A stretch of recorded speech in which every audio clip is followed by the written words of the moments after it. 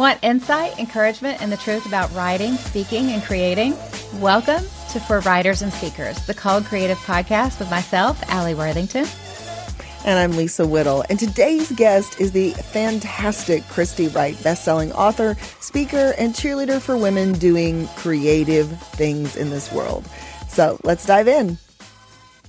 Christy Wright, welcome to the Called Creatives podcast. We are thrilled to have you. I want to start with this question. What surprised you most about all the hats you have to wear as a writer and speaker? Oh my gosh. Well, first of all, hi, y'all. I love y'all so much. I love Alli. I love Lisa. We're friends in real life. We text on the side, and it's so great to see you guys. So thanks for asking me to do this. What surprised me the most? I think for me, it's really understanding the way that my brain works. Now, I know that this is probably a little bit of a sidebar, but I have joked in the past that I think I have ADHD. I've actually started to really go down that path of I want to get evaluated. I think I really do. And so there's an aspect of how my brain is wired that I'm great at creativity. I'm great at managing a lot of things. I've got a million ideas a day, more than I could ever act on, as I'm sure y'all do as well. But at the same time, it's really hard to finish.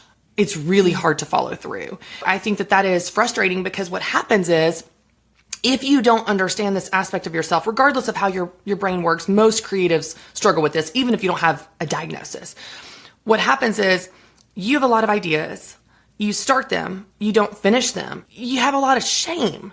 And then you start to get this inner voice of like, you're a failure, you never followed through, this will never work. And it becomes almost a really negative spiral.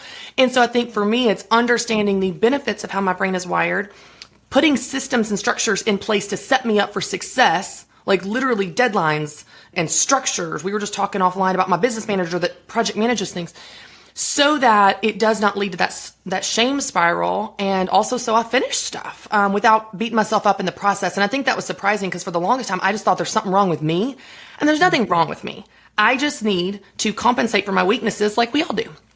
That's so good.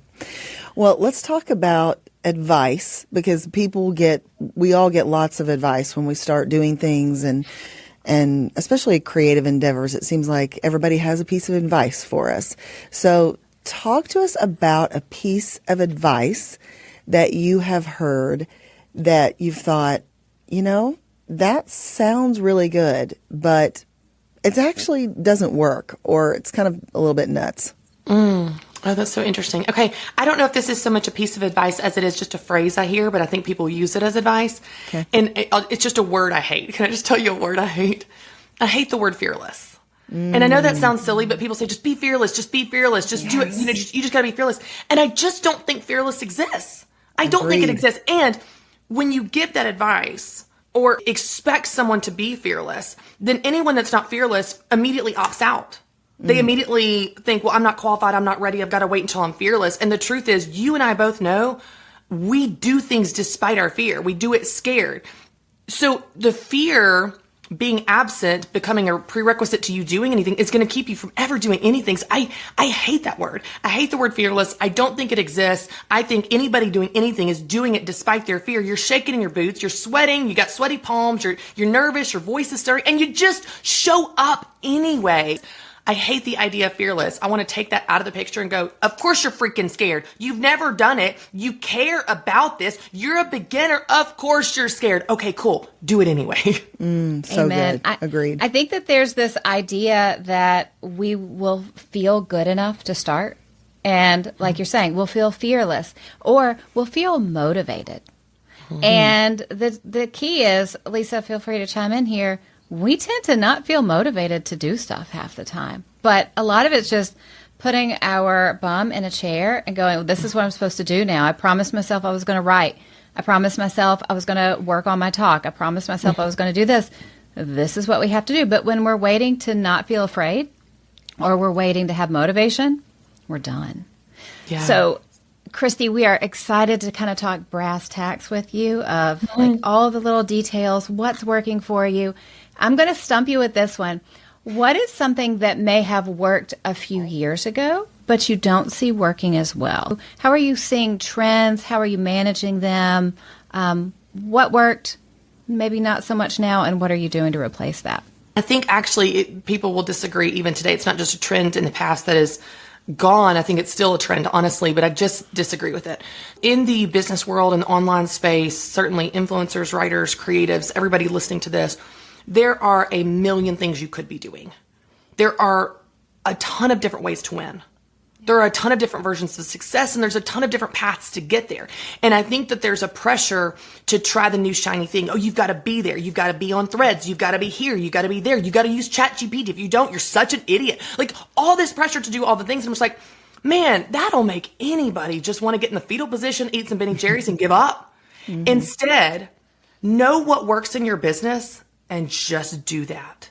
Mm-hmm. Just keep doing that. As unsexy as this is, it's the tortoise and the hare. The tortoise wins the race. And so if you're just steady and consistent and excellent at what you do, if that's Instagram, if that's email marketing, if it's Facebook Live, whatever works for you, keep doing that. Because here's why. Number one, consistency tends to beat the new shiny thing every time. Second, if you know it and you're confident in it, you're going to keep doing it. You're going to keep showing up. You're going to keep being consistent. You're going to be excellent. You're going to get better and better versus you being a newbie at every new thing, every new day. And that's just, it's exhausting. And I don't think it's wise to try all the new things. Now, if something stays the course, something just really sticks around, it's like, okay, we need to, I tend to be a little bit of a late adopter on that side. And that's where I mean, it's controversial because people are like, oh, you got to get in early. I don't know, man. I got too many things on my plate already. I'm going to keep putting gas on what I know makes this fire burn.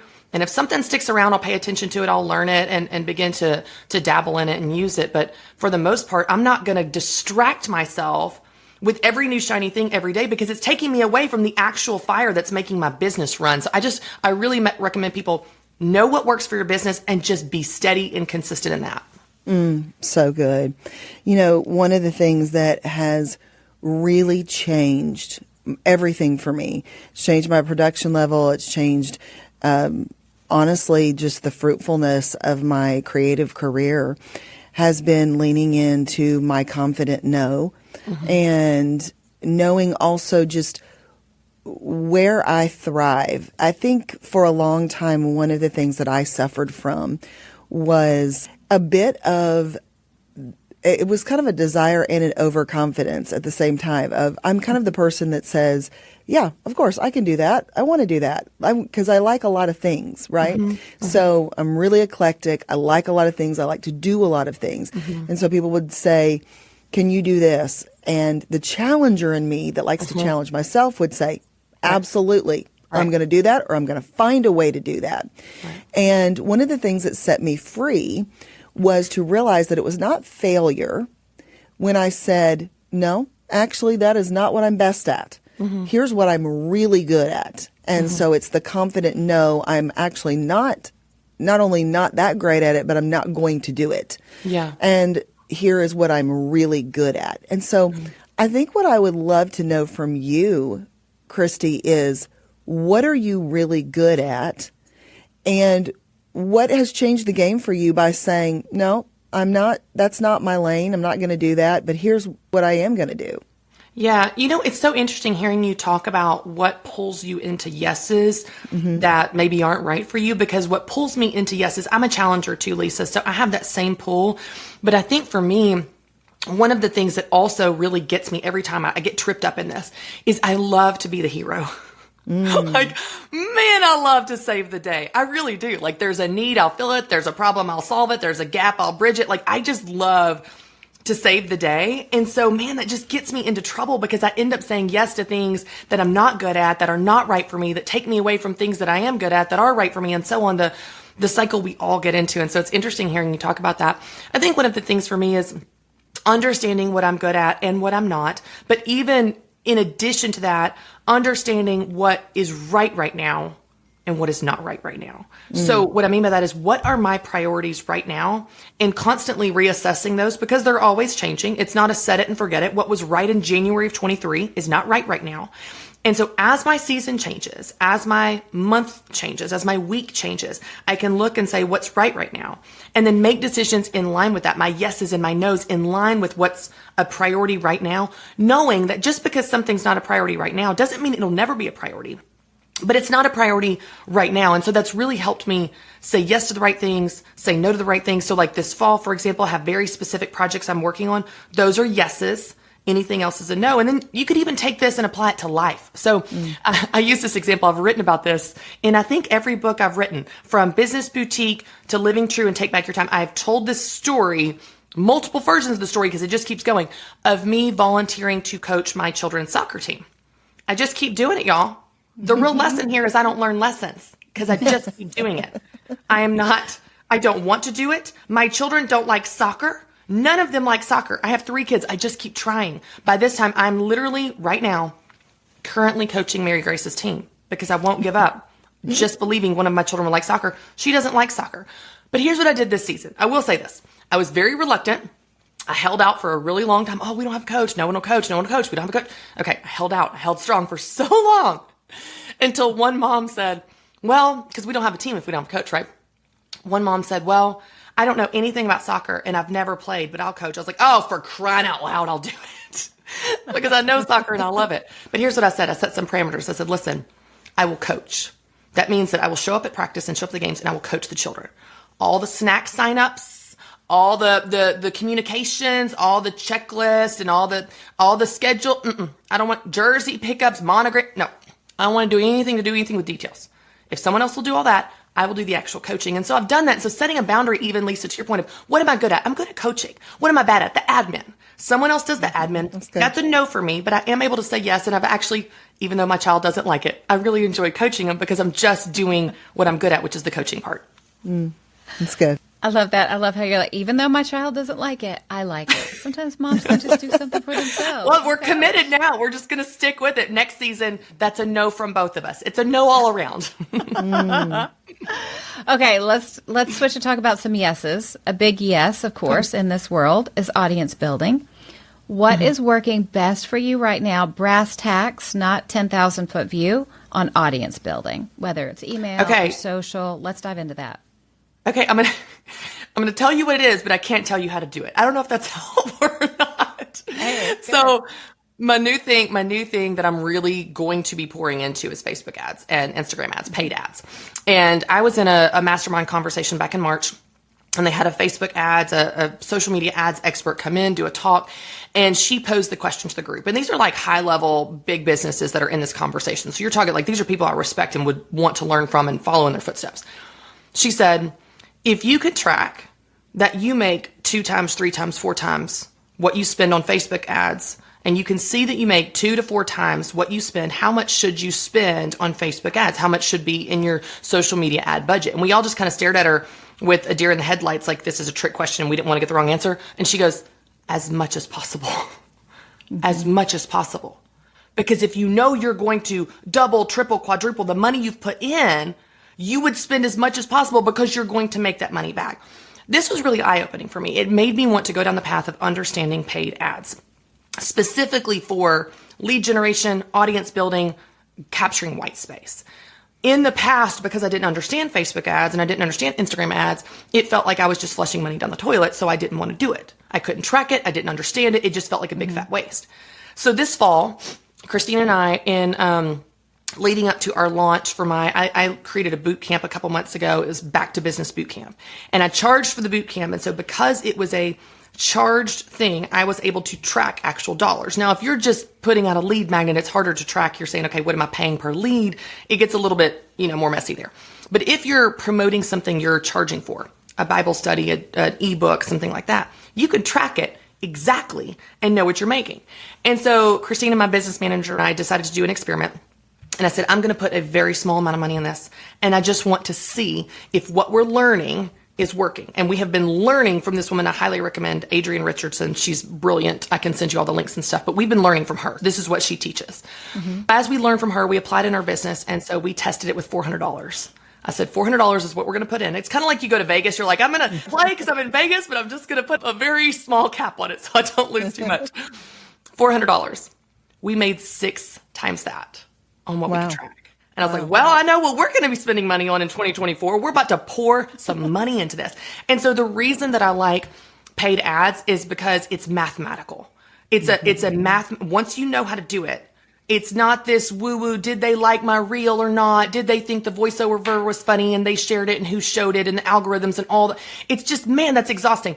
That's not bad. I still do organic.